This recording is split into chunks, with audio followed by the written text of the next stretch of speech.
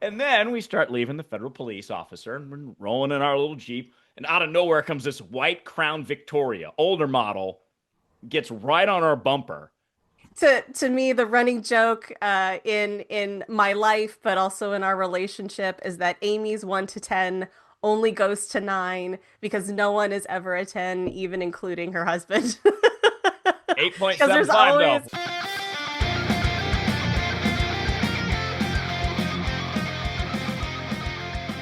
Welcome to Fry Your Chickens, the podcast about facing fears, negativities, and self-doubts that can hold us back. Or as I like to call them, chickens. Get ready because it's time to tell those chickens that are holding you back to shut the cluck up. We will learn how real people did exactly that. I'm your host, Phil Barth. Let's get ready to fry.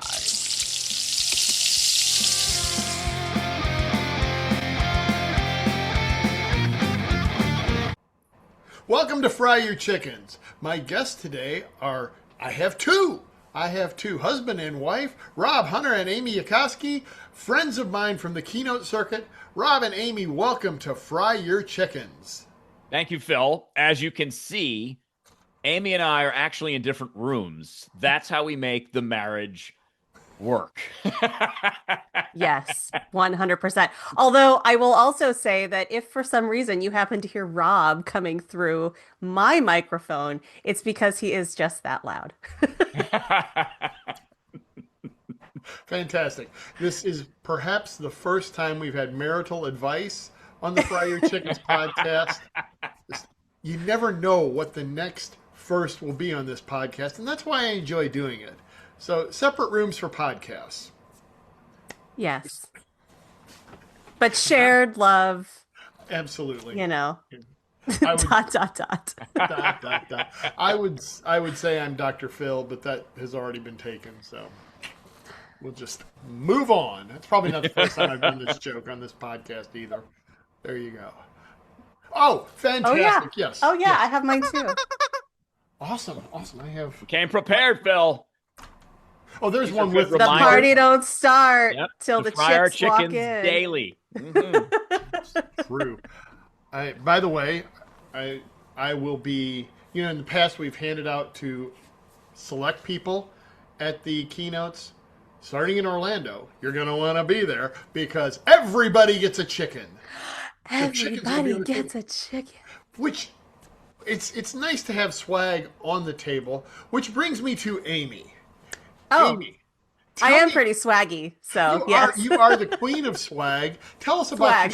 swag and your keynote, please, because I still have some of the swag here.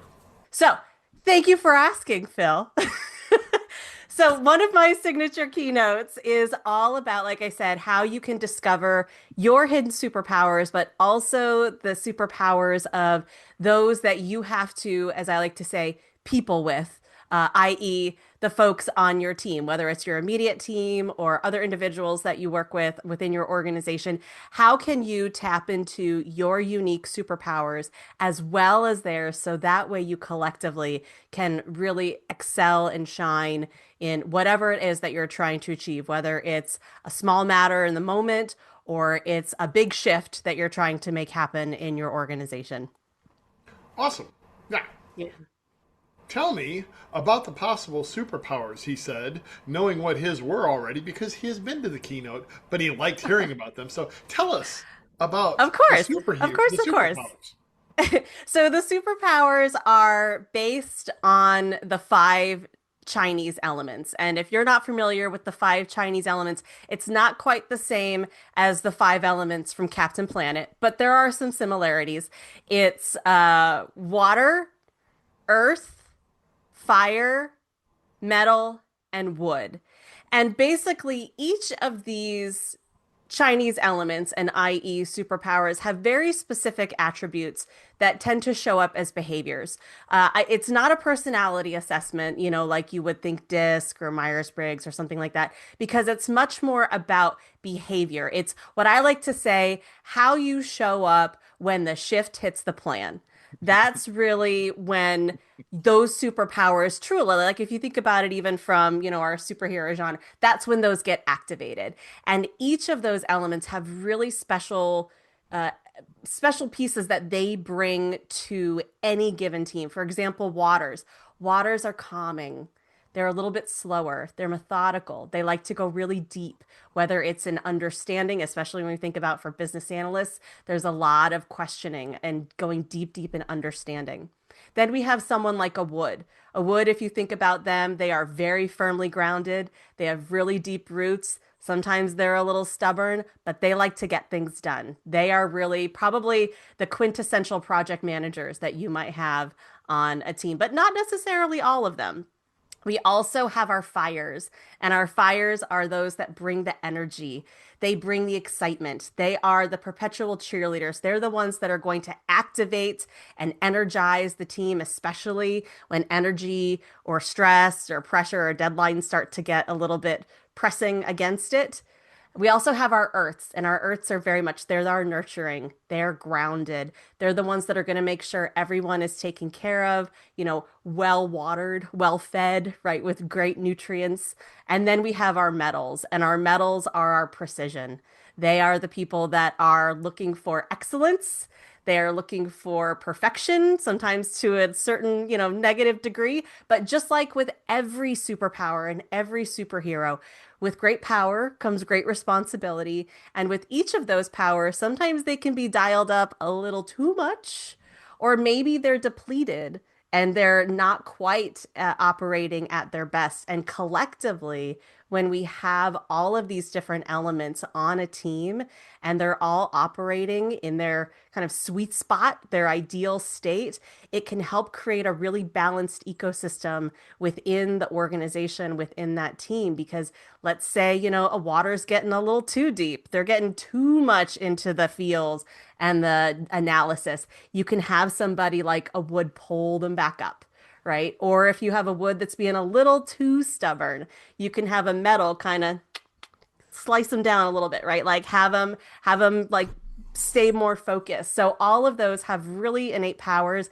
and it's all in all, it's a fun keynote, as you know. Like It is. there's a lot of costumes, there's a lot of play with it, but really fundamentally at the end of the day, it's meant to have everybody recognize where they have those gifts outside of your Myers-Briggs or your discs or strengths finders, but those innate powers that you can activate to excel in any environment with any team. And it helps you both appreciate where you operate best, but also where your team members can also be like really integral team. They can be an integral part of whatever league you're forming, whether it's an Avengers League, a Justice League, or whatever the team is that you have at work.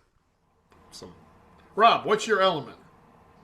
I am fire, just like you, Phil. Yes. I bring that Yeah. energy. I bring Fires. that heat. Sometimes That's I need to be right. cooled down. I need to be like, He oh, does. it's too hot here. Yep. I Too hot. I have the stubborn characteristics of wood, so I remember at your event, Amy, I categorized myself as firewood. Yes, yes, absolutely. Absolutely. And Amy, I think I remember, but what was your element? I am primarily a metal. I'm a metal with wood rising. I am very much precision, excellence. I caught that, by to the me, way. to me, the running joke in my life, but also in our relationship, is that Amy's 1 to 10 only goes to 9 because no one is ever a 10, even including her husband. Because there's 8.75 always though. We're getting close. eight Phil. We're point getting seven. Yeah, close. Yeah. yeah. I think you're down more like 9.25. I think Oh. maybe you've made a little bump up there, And, as of late. and that's the thing about fires. We crank it up to 11. Oh, always. Always. Always crank it up to 11. I mean, Phil, you got us to do the chicken dance. I have my You notes did. in front of me from the keynote we saw, the first one we saw right here in front of me, November 4th, 2024. Teacher's pet. And Look we at that. we were doing the keynote. Well, it's just so funny. When Phil messaged us about doing this podcast, I was like, yeah, of course. So I pulled out my old notebook and I just opened it up. And right there, as soon as I opened it, was Phil Barth, Fry Your Chickens. I thought that was kind of fun. And it was in Boston, correct? I believe so. I think Yes. so. I think that was the November first time. 2024 in Yep. Boston. Sounds right.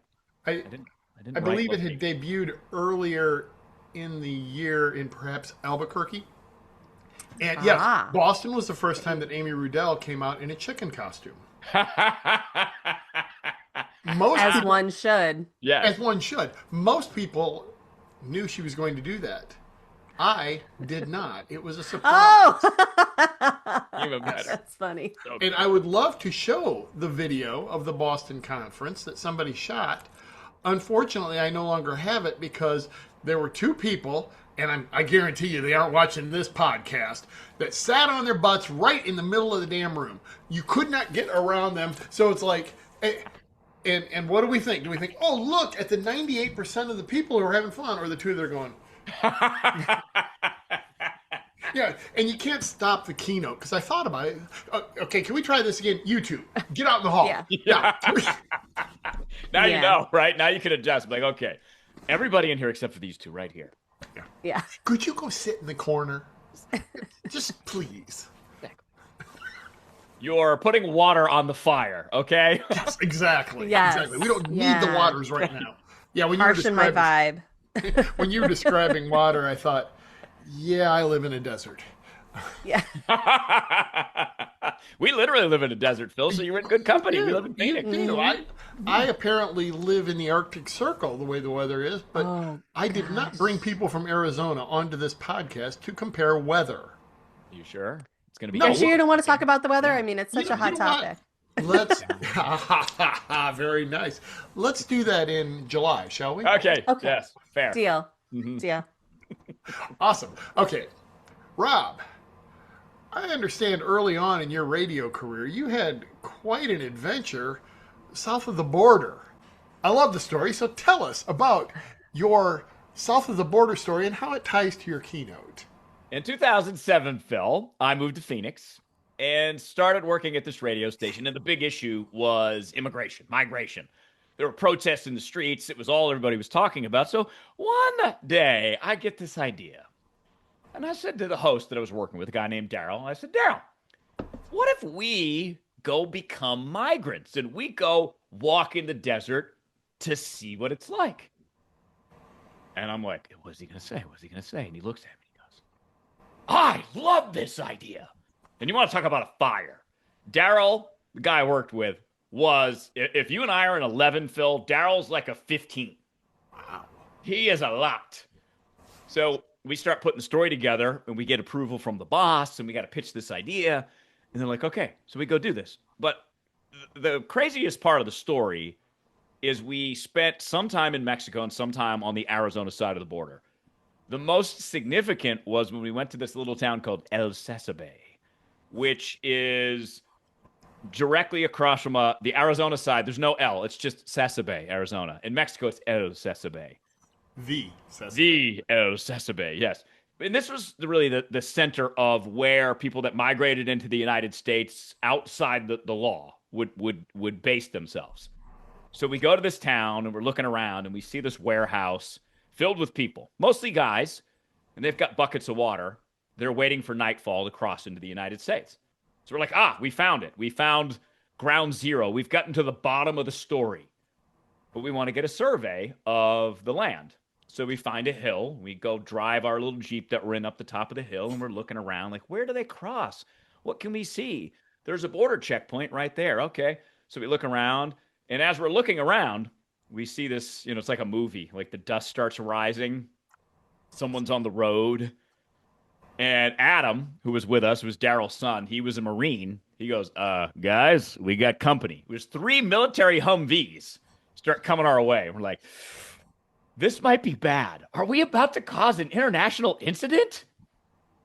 And we weren't sure. We go down the hill, and we're surrounded. Like they had blocked off all the access. We could go nowhere. And these guys get out of their Jeeps, their Humvees, in their military uniforms with their rifles out. We're like, uh-oh. But luckily, when we were going down the hill, Phil, we had a plan. Stick to the story. Daryl was going to do the talking with our translator, a kid named Alonzo. Told them that we were journalists. And then they were like, the military guys, okay, great. Now get the blank out of here. So we start moving towards the border. We get stopped by a federal police officer. And he's like, "What are you guys doing here?" We're like, "Well, we're just journalists." And they're like, "You should get out of here." And then we start leaving the federal police officer and we're rolling in our little Jeep. And out of nowhere comes this white Crown Victoria, older model, gets right on our bumper and starts following us. And we're like, "Oh my God, do not stop. This is not one we're stopping for." Mm-mm. And then up ahead, Phil, a van pulls out in the middle of the street. So Gary, who's our engineer, he's driving the Jeep. He decides to swerve off the side of the road to go around the van because the border checkpoint was right there. And then he drives like 80 to get to the border checkpoint. And we just get out. Harrowing story. And the reason I talk about that, Phil, is because as a communicator, as a radio broadcaster, as a investigative journalist, I like to get to the bottom of the story. And the best way to do that is use your communication skills. And how that's helpful is, let's say you're running a team like Amy talked about. Or let's say you're a business owner and you're facing your client and you want to know what your client needs. The faster you can get to the bottom of their story, the better you can provide a solution. Or on a team, the more you get to know your teammates, or if you have to go across scopes, if you get to the bottom of the story, you're just going to be able to solve problems faster. You're going to be more innovative, and you're going to have a broader perspective of the whole picture versus, "Oh, I just read this headline this one time about migration. I don't understand it," because that's what happens. So that's where my keynote comes in, meets a little bit of adventure. And I had to face all my chickens on that adventure, Yes. Phil. Yes, you did. Yes. Yes. And you fried them. I There did it fry is. them. I did. Absolutely. Now, Rob, if I recall correctly, your last keynote, you started off with a bang. You started off with fire. You started off singing and dancing, if I recall correctly. That's correct. There's a song. It's called, I can't remember. It's by the Tres Delincuentes. And it has this cool sort of Mexican vibe at the beginning, but then it kicks in with a hip hop beat. So you got to start with a little different. Yeah, I got to be a little different than Phil. I got to be a little different than Amy. So that was the way I thought I'd throw a curveball at the audience. It was good. You got to get them up, get them moving. Toss some rubber chickens if that's what it takes. Mm-hmm. Mm-hmm. It's whatever gets the audience up and involved. Well, and I will say, because of the keynotes, right? I saw yours first, Phil, and then I think Amy, I saw hers second. So I got to learn from both of you about how to interact with an audience and how to get that vibe right. So you both were very instrumental in helping me craft and create my stage presence in my speech and where I wanted to go with it. So thank you to both of you. My pleasure. Yeah. And I do remember Amy's first keynote. I'm not going to talk about the team that you talked about, other than to say it was at the time managed by one of my favorite, no, not one of my favorite all-time manager because of what he did in Cleveland, Ohio, Terry Francona. So I actually, when I was working out today, I had my Terry Francona shirt on. Nice. Love me some Tito. So Yep. clearly that was a while ago. So I've heard two of your keynotes, Amy, and they are memorable.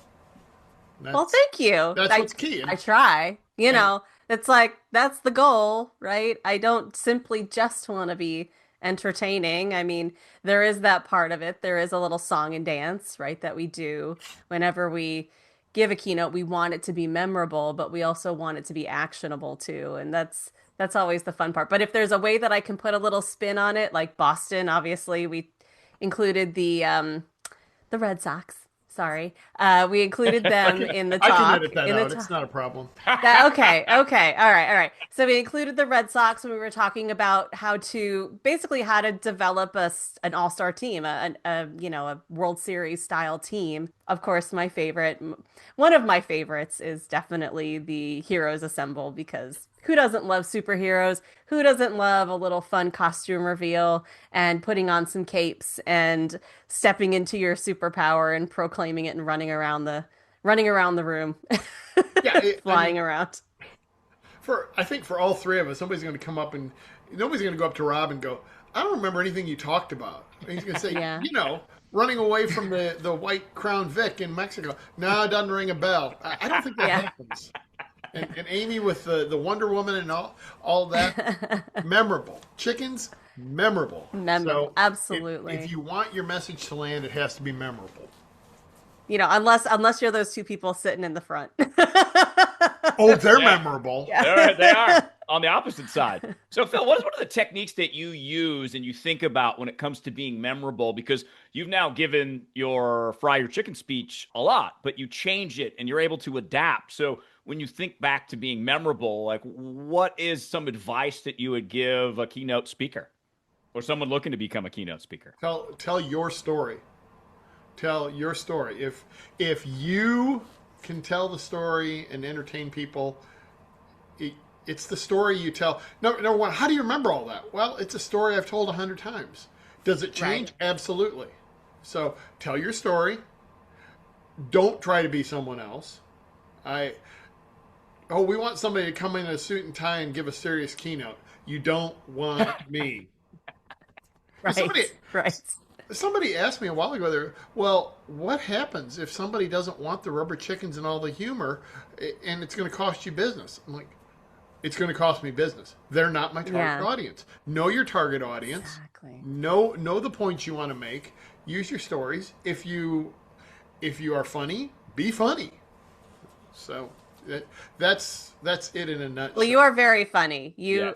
You're an amazing storyteller, but also a very skilled comedian. That was pretty cool. Now, here's what. Okay, so for those of you who aren't watching, or since we might only have one screen, I did the heart hand gesture, which on a MacBook will then send hearts flying up in the air. Because that's what we need more of. But you know what? Actually, it's unexpected and it's delightful. And I think that that's also a really good, important piece when it comes to a keynote. Bring the unexpected, but also bring the delight. Bring a little bit of fun, bring a little bit of play. If you're up there, I mean, unless your keynote is specifically to give like a financial, well, no, I take that back. I was going to say, even if your keynote is about giving financial numbers or job performance, you can add a little bit of pizzazz, a little bit of flair to it to make it interesting, as opposed to just throwing up a bunch of slides with numbers and charts and pictures. Make it interesting. Again, it goes back to making it memorable. I mentioned I'm going to be counseling the artificial intelligence and cybersecurity merit badges tomorrow, and cybersecurity, I looked at the requirements, could be drier than the desert you live in. Oh, gosh. Yes. However, I found a few things to put in there. For example, me running around hosting a Family Feud type game show that I generated with AI. Yeah, just silly stuff, because I'm not in the business of putting people to sleep. Mm. Well, when you think about where the world is, Phil and Amy, there's enough serious stuff going on already.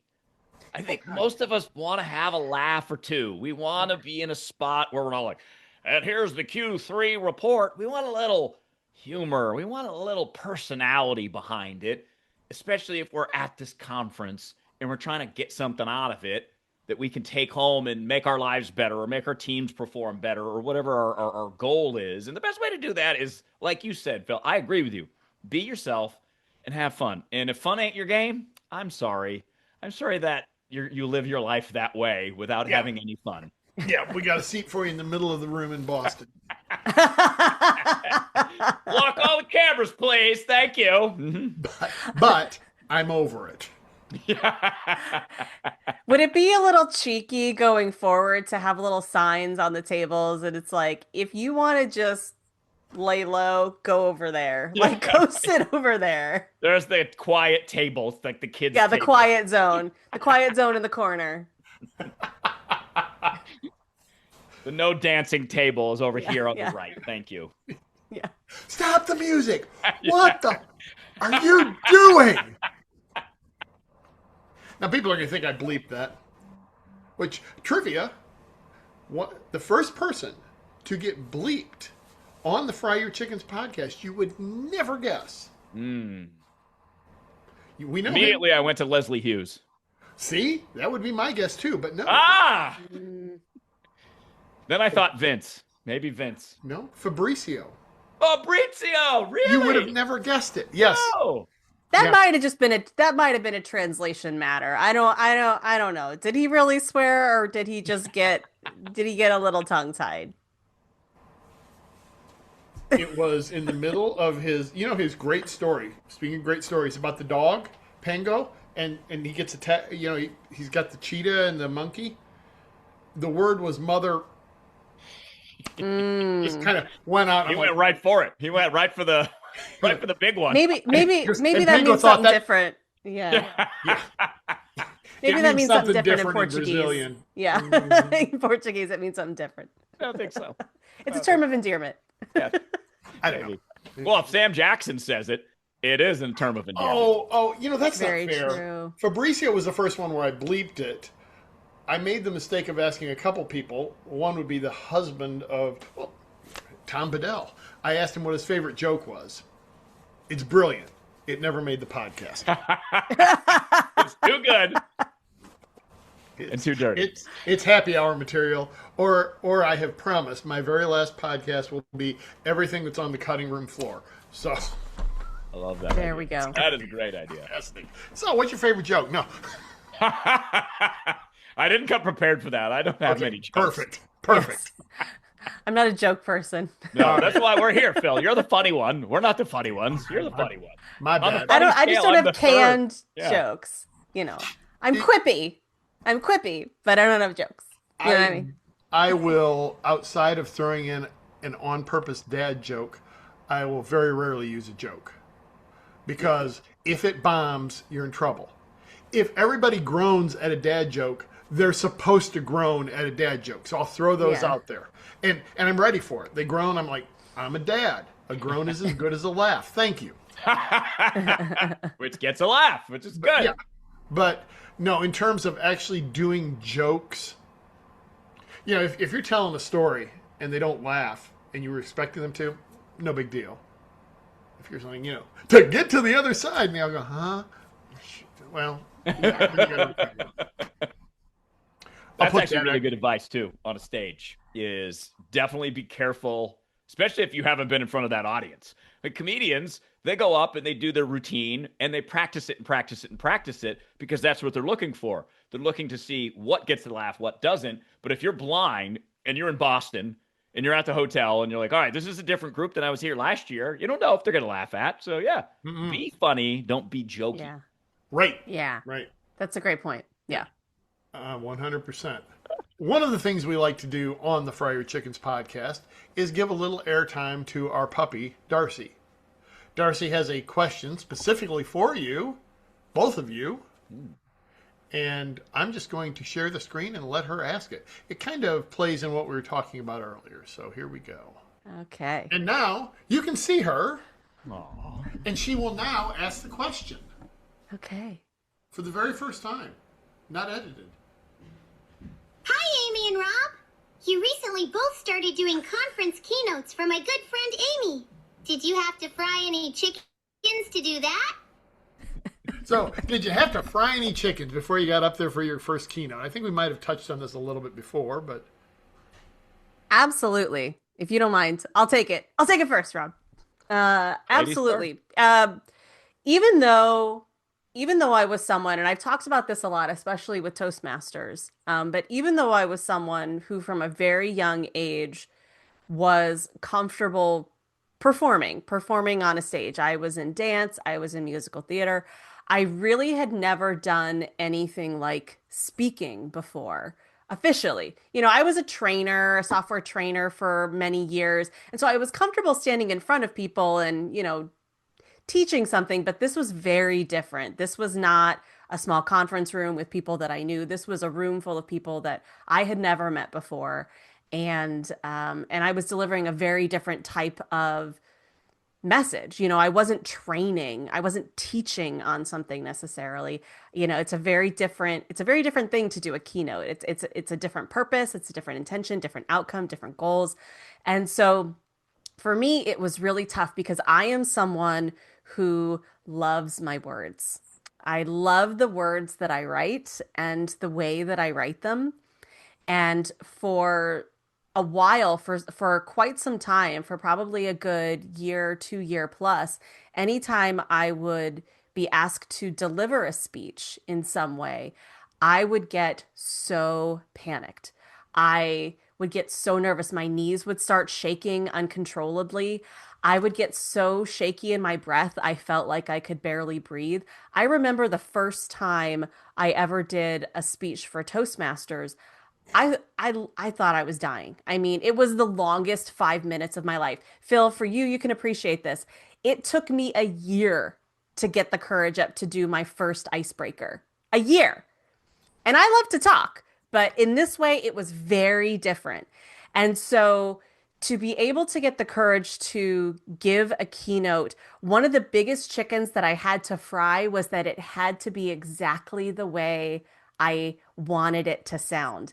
Because I would try for so long to memorize my words, memorize the script, memorize the keynote or the speech that I was giving. And because of that, it heightened my anxiety so much that I couldn't adapt or I couldn't ease up and pivot on the fly.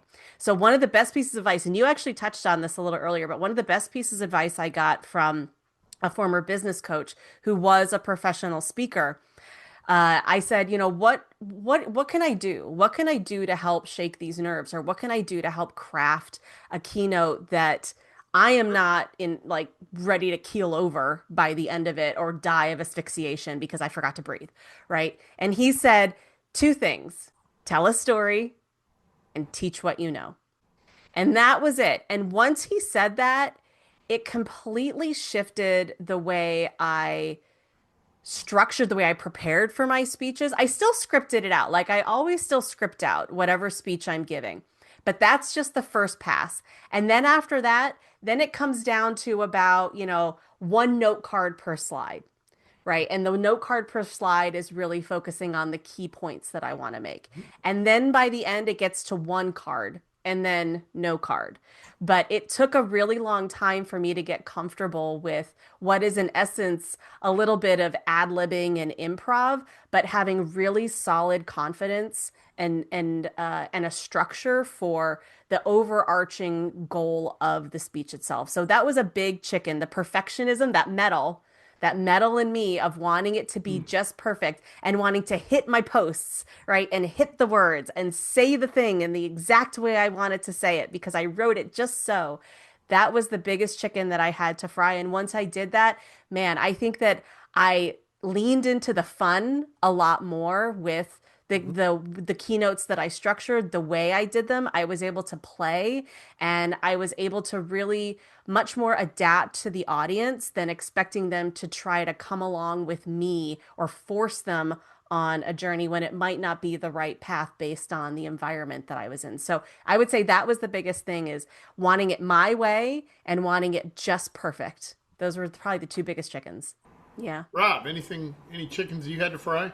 Mine was not nerves. The years of radio experience, even though it's behind a microphone in a studio, well equipped me to stand in front of a stage. Mine was more doubt and Dave, Phil, that you talk about. As I was building the speech, I was doubting that it wasn't good enough, or it wasn't exactly what I needed it to be, or the story wasn't right, or the message wasn't clear enough. So that my process of frying the chickens was just getting to this place where I trusted myself. And I didn't really dial it in fully until the night before. So there's, in Boston, there's a tradition where Sunday night, the speakers and whoever else wants to come hang out at the Cheesecake Factory, and we go hanging out at the Cheesecake Factory, and it's awesome. It's a good time because some of the people you haven't seen in a year, so you get to catch up and see what's happening. And then after Sunday night, Monday night is Legal Seafoods. Right. And I opted not to go to Legal Seafoods because I was doubting Dave was like, "Hey, Rob, what's up, buddy? You're not ready for this speech." So I declined Legal Seafoods and I stayed and I worked on the speech and I ran through it 3 times. And that third time I knew it started to click. And then I felt good about it. So when I had started planning my speech, I don't know if Amy, you can attest to this. So I gave it at the end of October last year in 2025. I started planning it and thinking about it in June, as soon as I got the word that it's a go.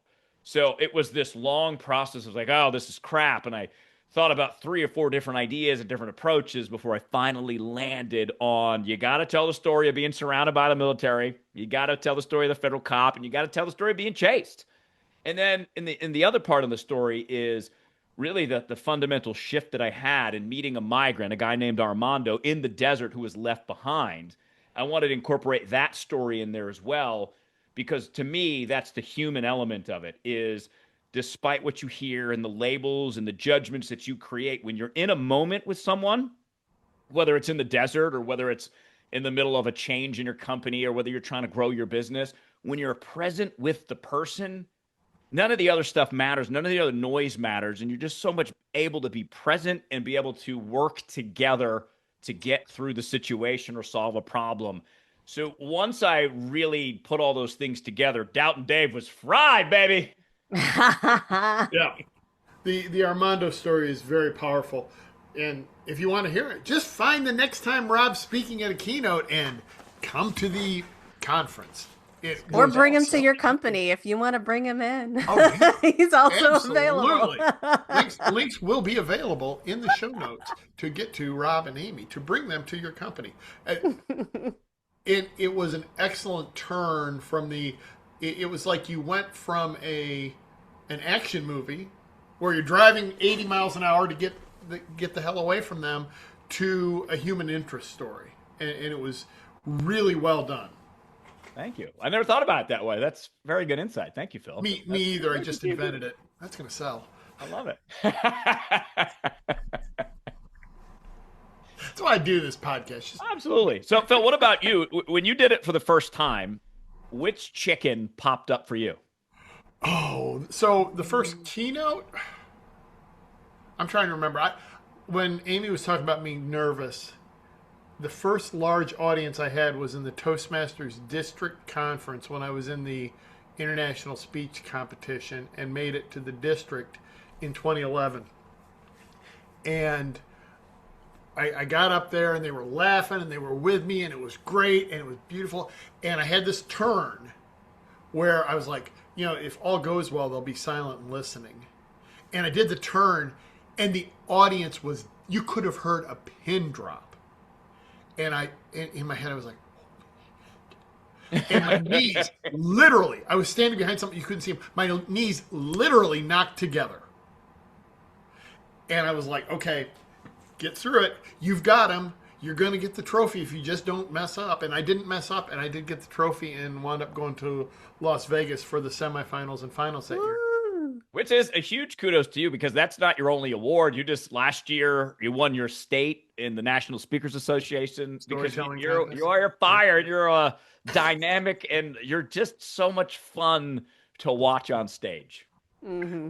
And I remember thinking, well, the rule is if you were in the National Speakers Story competition one year, you can't be in the next. And at the last meeting, they said, by the way, they changed that rule, Phil. So if you want to, and I was just like, I can't hear you. I politely declined to focus on AI workshops. Which, if you're wondering, where are those AI workshops? www.philbarth.com. I love it. We've attended a couple live and would highly recommend that, especially if you're getting your foot in AI, you want to know how to use it for yourself. Phil gives you the real good rundown of all of them too, like all the different varieties you can pick. True. I said workshops, and I do have workshops, but they are actually AI keynotes this year. Okay. And Rob, one of the things about talking about AI is it is almost mandatory that you don't finish until the night of, because otherwise your material will be dated. It's very true. I am not kidding. I don't know. I can't tell you the number of workshops, practically all of them, where something happened the day before that I had to include in the workshop. Yeah. So it's not procrastination. It's staying on top of the field. I was going to say, that's why I don't do AI workshops. Metals can't do AI. Fireboy, we're putting that fire all over the AI. Metals, we would be in a corner crying. All right. Well, speaking of metal, we have to now move to the next piece of the podcast. Lord Cluckington and the Headbangers are going to introduce this piece of the podcast. So you can see the Red Rooster of Regret and some of his buddies. He's going by his alias of Lord Cluckington. We're going to let him introduce the next segment. Here we go. It's time for the big question, because everybody cares.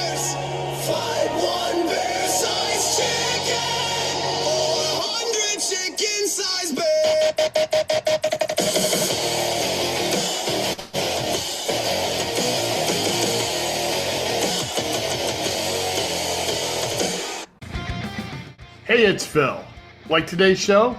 Well, you'll clucking love my Fry Your Chickens newsletter on LinkedIn and Substack. Links are in the notes. Man, if that don't get you going, nothing will. So I feel like I should have, like, free bird. No. who's got a light show going on the screen There's a now? light. I know. What the heck? That's a Mac effect. All kinds of Mac things. screen effect. So, Freebird, come to my next keynote, and you will get Free a bird. You can ground. love It's it. a bad joke. That's what makes Phil right there. That's... Yeah, baby. All right. So the question is, and I hope you've given this some thought. Which would you rather fight? 1 bear-sized chicken or 100 chicken-sized bears, and why? We'll go to Rob first this time. Okay, Phil. Thought about this. I'm going to go with the 100 chicken-sized bears. Mostly because I think, first and foremost, they would be cute. And the thought of a bear-sized chicken with that beak terrifies me. So I'm going to take my chances with the 100 because I feel like I can kick, I can throw, I can run faster. Feels like it gives me a little bit of a better advantage than trying to take on the big bear-sized chicken. Very nice. Amy. Well, I must humbly disagree with my life partner and colleague. That's why you're in another room. That's why we're sequestered.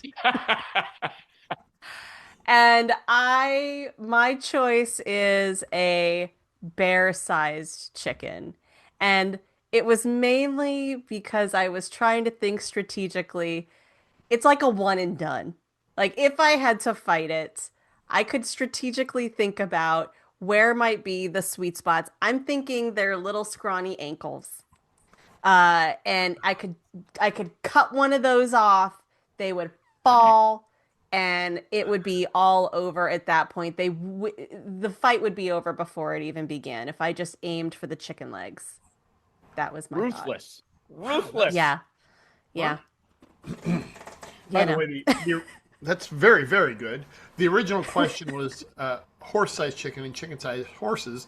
But once again, Fabricio added something to the show. He said, well, it doesn't really matter with horses because they're herbivores. So even chicken-sized horses would not try to eat you, but chicken-sized bears would. And I was like, well, let's up the ante, shall we?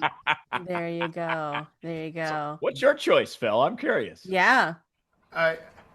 Okay, I'm going to steal what my youngest son said when I told him the question. He said, I've got a question back for you. Do I get a weapon? Yeah. Do I get a weapon? If I get a weapon, it is definitely the bear-sized chickens. No. Yeah, the bear-sized chicken. Yeah. Yep. One shot and I'm hosting a barbecue. Right? I feel like I appreciate his question, but is he not a scout? Shouldn't you always have a weapon on you at all times? Like, always be prepared. That's like motto number 1. As a former Girl Scout, there was never a doubt I would not have a weapon. You're right, but it's got to be a little pocket knife. I mean, that's... Yeah. Hey, wallet ninja, man. That stuff can do damage if push comes to shove. That's fair. But I think his actual question was, do I get a gun? Yeah. Oh. I want that's easy. cheating. If he's going to choose a weapon, make it an easy weapon that can get the job done quickly. I guess. Okay, well, we also had a question from somebody that said, do I get to choose the type of bear? Because chicken-sized polar bears would still be quite a challenge. Chicken-sized Pooh Bears would not. But they'd be just so give him a jar of cute. honey. Just give them a Coca-Cola, and the little chicken-sized polar bears would be like, always Coca-Cola. Just like they do in the Super Bowl. They finish it up, and they're all caffeinated, and then you got 100 caffeinated polar bear chicken-sized things. I might have to change. What does a polar bear burp sound like thinking about soda? If it drinks soda. Probably causes an earthquake, or that's why the things in Antarctica that break off because a polar bear burps. That's what it is. It's the greenhouse gas. It's really they're just burping from all of that Coca-Cola. I think you're right. I think that's really what's happening. That's what's doing the green horse. That's what's doing the greenhouse gases, or it could be seal farts. I don't know. Seal farts. That's another one. Yep. And by Polar that, I bear mean burps. polar bear farts that smell like seal, but that's another story altogether. Polar bear burps. Sea lion farts. Yeah, yeah. Really, that's really the problem. You That's what we know, have to solve. you know, sea lion farts have to be in the show notes now. Do you think they talk about that at Davos? Do you think that's part of their conversations? How to curb sea lion farts? They should. I mean, if they're serious about climate change, you know what I Yeah, mean? but that's the thing. Like, To Phil's point, they're too serious. They're like, hello, we're stuffy and we have to solve world problems. Look, if you're going to talk about it, it's got to be cows, because there's so many. yes, well, yeah, that And methane is. they're saying cow farts are ruining the ozone layer. And I said, I am trying to put those cow populations down every time I go to a restaurant, but I'm only one man. I'm trying to do my part. I'm doing my part. So do your part. Eat steak, eat burgers. We're solving climate change by eating red meat. Yes. I'm all in for this. I'll make the sacrifice, Phil. I'm with you. I will make the sacrifice. Oh, you're so good. I You can't. should. You know That's what? why I you think can you go need to- to put a little label on the bottom of your picture on LinkedIn to be like, fighting farts.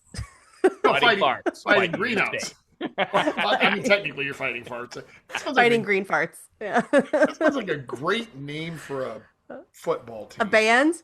The Fighting Farts? I Well, don't the know. Redskins Maybe. now, the Washington, whatever they are, Commanders, Commanders. they need a new name. So maybe they're the Washington do. Fart Fighters. The Fort Lauderdale fighting farts. Fresno. Now, boy. someone, if you owned a Major League Baseball team or you know a minor league team, if you were like single A ball or double A ball, I see the bats behind you, Phil. That would be a great name because like the Savannah Bananas, that's become a great concept. Yeah. We're on to something here. We might have a new business idea. And Fresno has a minor league team, I think. Fresno Fighting Farts. There we go. I think it needs to happen. How can we start this campaign? I don't know. It's beans night at the ballpark. Oh my gosh. Every purchase We- of a beer, you get a free can of beans. Enjoy. You know what? I fully blame myself for this. I have become the 12-year-old boy that brought all of this conversation on, but so it is. I have been stuck at 12 years for almost half a century now, so. And I don't think it's going to change anytime soon. Well, God, I Good hope for you. not. Oh, Yeah. okay. Rob, Amy, this has been a blast. Where can we find you online first? Well, I'm on this thing called the internet and social media. I don't know Tell if me you've more. heard of it. It's kind of it's coming up hot right now. I mean, it's going to be the next big thing. So you can find me on, I would say Instagram, but don't. It's very sad. Don't find me on Instagram. There's not really much happening there. I'm on LinkedIn because hashtag business, whatever. LinkedIn. You can also find me on Facebook, but I would say on thepaintedporch.com. That's really where most of my time, my energy, my joy, sometimes my anguish lives is on thepaintedporch.com, which is the impetus of what we do and what we strive to do, which is, help people, better people with other people in this world and show up strong, capable, curious, and confident. Sounds like website copy to me right there. That's I've why, been deep in it lately, man. You know what I mean? that's why you're on the show. We need more of that. I'm not kidding. We need more of that. Absolutely. True, we do. Rob, where can we find you online? Easiest place, Phil, thank you, is robhunter.substack.com. Robhunter.substack.com. That's like my hub of content creation, which is really based around communication, getting to the bottom of the story. I think communication is, Phil, a series of skills, storytelling being one of those, clarity, brevity. I can go through a whole list of them. So I teach skill development more so than here's communication. It's like, no, let's get into the weeds here and make ourselves sound sexy like Phil does on stage. Awesome. We have a tradition here on the Fry Your Chickens podcast. Anytime we have a radio celebrity on, I pass off the conclusion to said celebrity. So, Rob Hunter, would you like to conclude today's podcast? Okay. I'm going to do it like a late night DJ. Yes. So this was a guy I used to listen to in Boston. His name was David Allen Boucher. And he always used to say, he'd be looking out the window and he'd be like, the lights of the Hancock Tower are blinking blue. So I got to think of something on the fly here we can do. And a good evening to you all. I mean, the color of the chicken is blinking green. So, we could. And a good evening to you all. Thank you for being with us as you're out there frying your chickens, whatever color they may be. Maybe it's yellow, maybe it's blue, maybe it's red, or maybe it's green. Make sure you join us for our next episode of the Fry Your Chickens podcast, because you're going to hear more soothing sounds. They're going to make you a better speaker, and more importantly, a better human being. You'll also laugh along the way. Thank you for being here with us once again. My name is Rob Hunter for Amy Yackowski and the host of the Fry Your Chickens podcast, the one, the only, Mr. Phil Barth, which you can find him at philbarth.com. We'll see you soon on the Fry Your Chickens podcast. Good night. Hey, it's Phil. Like today's show? Well, you'll clucking love my Fry Your Chickens newsletter on LinkedIn and Substack. Links are in the notes.